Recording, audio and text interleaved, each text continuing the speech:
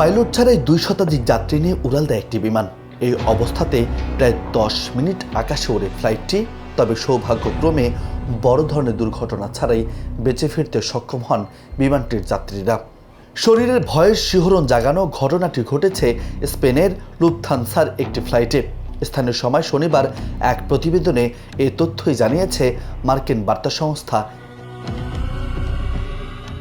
Spanish দুর্ঘটনা তদন্ত কর্তৃপক্ষ সিআইএআইসি এর এক প্রতিবেদনের বরাতে এপি জানিয়েছে 2024 সালের 17 ফেব্রুয়ারি ফ্রাঙ্কফুর্ট থেকে স্পেনে সেলিভিয়া যাওয়ার সময় এয়ারবাস A321 ফ্লাইটের ঘটনাটি ঘটে।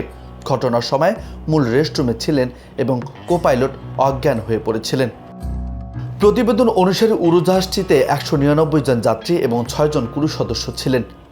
লুফথানসা এপিকে জানিয়েছে যে তারা তদন্ত প্রতিবেদন সম্পর্কে অবগত এবং তাদের নিজস্ব ফ্লাইট সুরক্ষা বিভাগও বিষয়টি নিয়ে তদন্ত করছে। তবে কোম্পানিটি তাদের নিজস্ব তদন্ত প্রতিবেদন প্রকাশ করেনি।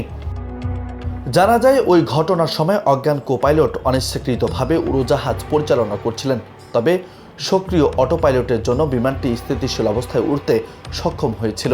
এপি জানিয়েছে ওই সময়ে ভয়েস রেকর্ড থেকে জানা গেছে ককপিটে অদ্ভুত শব্দ হচ্ছিল, যা থেকে বোঝা যায় কোপাইলট অসুস্থ হয়ে পড়েছিলেন। পরে ক্যাপ্টেন প্রথমে দরজা খোলার নিয়মিত কোড দিয়ে প্রবেশ করার চেষ্টা করেন যাতে ককপিটে থাকা কোপাইলট দরজা খুলতে পারেন। ককপিটে প্রবেশ করতে না পেরে 5 বার একইভাবে চেষ্টা করলেও কোপাইলট দরজা খুলতে ব্যর্থ হন।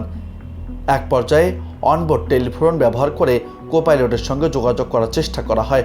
অবশেষে ক্যাপ্টেন জরুরি কোড টাইপ করে দরজা খুলে ভেতরে প্রবেশ করেন এবং উড়োজাহাজের নিয়ন্ত্রণ নিয়ে মাদ্রিদে অবতরণের সিদ্ধান্ত নেন। পরে সেখানে তার সহকর্মীকে হাসপাতালে নিয়ে যাওয়া হয়।